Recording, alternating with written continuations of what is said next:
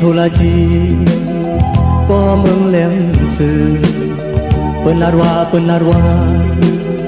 tết năm hờ lu dù ti lúc ngon ti hơn kha yo ta kinh lên tông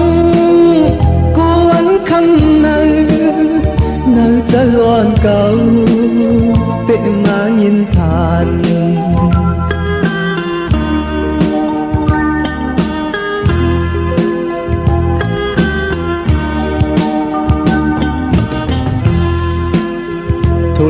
thô la chi nhà cho dòm phần giờ làm có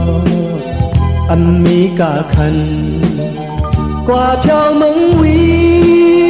có mi ma yêu sụp bay tăng ha âm mi có phan con rừng nâng cao tê mi long sầm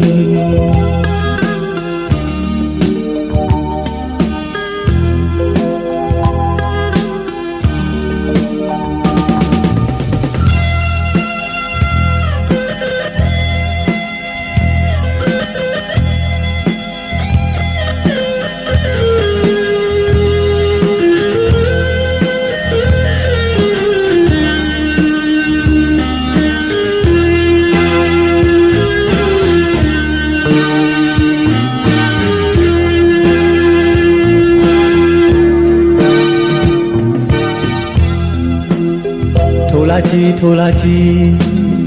mơ tăng cá cò hư trang bay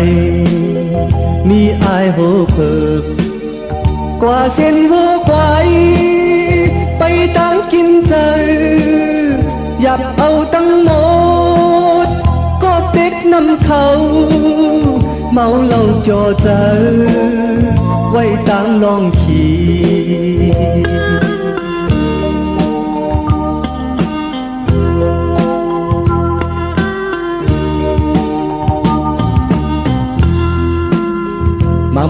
mang bọc có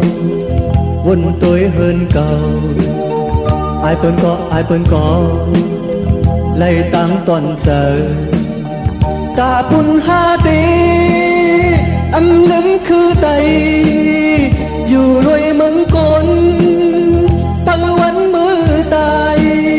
thoa cụ sô ha hoàn tết năm khai